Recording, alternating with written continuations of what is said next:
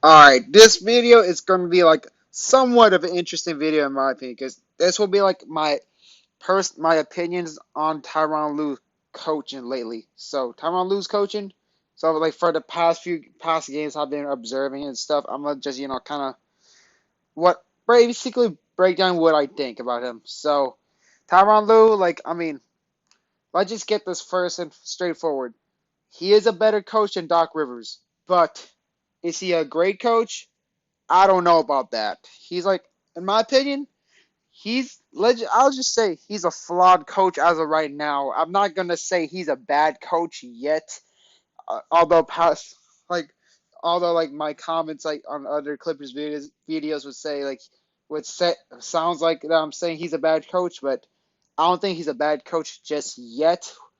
But I'm gonna break down the reasoning. So Tyronn Lue, like my first, the major flaw that me and other fellow Clipper nations would say is he is not playing DeMarcus Cousins.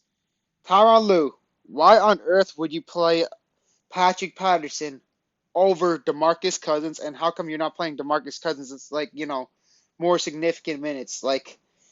Even like the past games, like DeMarcus Cousins, like he would barely on a good day he would get 10 minutes. DeMarcus Cousins, he should at least get at least 15 to 20 minutes at least if you're not gonna play him huge loads. Like Clippers fans also would especially during after the Nuggets game, they would they would turn on Zubac. They would say Zubac he shouldn't start, which is I think that's a stretch. Zubac is a stabilizer. He's a good player, but I mean I guess I see their point because Zubac cannot really grab rebounds. And Boogie, he's really great at grabbing rebounds. He's really good at boxing people out, getting the rebounds. Sure, Zubac maybe a little better defender, but Boogie brings in the toughness, which is I like. So that's my issues with Tyronn Lue, and that's like Clipper Nation's issue with Tyronn Lue is not playing Boogie enough minutes, especially when you're playing Patrick Patterson a heavy amount of minutes. Like Patterson, I mean, he's not the best. Like he could probably just spot up three and that's it, but he can't really do too much. Now, this is my personal major flaws I want to see more Clippers fans talk about. Where could I begin?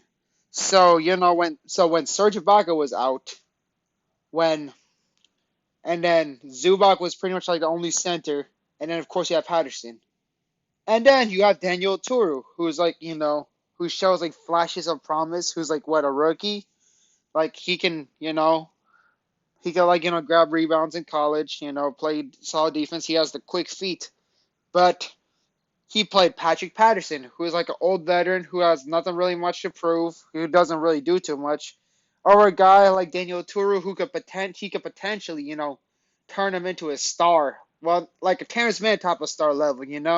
So that's like my number one big problem. It's like he's not really playing young talent on the floor. Like people are gonna say okay, like Oturu is not developed or ready enough, but Patterson is not doing much either. So why not just give Daniel Oturu a try? But now I guess now it's not really the time to play Daniel Oturu minutes now because we have DeMarcus Cousins already to do that for him. But I mean, it'll be nice to see Daniel Oturu on the floor. So that's another flaw around Tyronn Lue. But now I'm gonna break down to the parts that Tyronn Lue is actually somewhat of a good coach.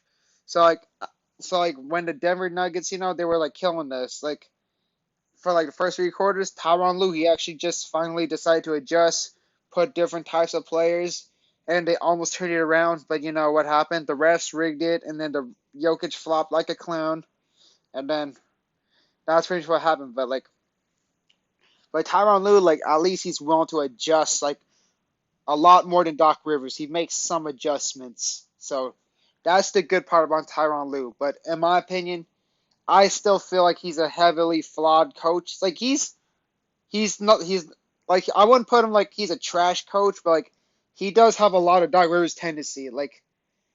Again, he just keeps sometimes playing the doing the things that doesn't really truly work, and then but at least he managed to fix it like within the like like within like sort of 5 6 games. Like because I remember like one thing I did not like about Tyronn Lue is like he did the 3 guard lineup, and then he pretty much cut it that out, and then I guess like now he stopped doing that. So I guess that's one pro about Tyronn Lue. He did, you know, he does make some adjustments, but again, he is pretty flawed. Like one thing that I just want him to do is just try to play young talent more, like actually develop them. You know what I'm saying? That's what I just want him to do in general. So I guess that'll just be my breakdown about Tyronn Lue. If I had to give a if I had to give like a grade on Tyronn Lue, I was so far like maybe give him like a C minus in my opinion. Not a C minus, a C, a flat C in my opinion because I mean again he seems pretty good, but at the same time he's awfully bad. Like especially like if you want to go back to the Mavericks when we played against the Mavericks when we couldn't get by a 3 point shot, he could have played Luke Kennard. But again, I'm not I'm not saying he's a bad coach. He's just flawed, like I said repeatedly in the video. So that'll just be my breakdown about Tyronn Lue's coaching. Whoever watches the video, thank you so much. I deeply appreciate it. It means a lot to me. Thank you very much. Clipper Nation signing out.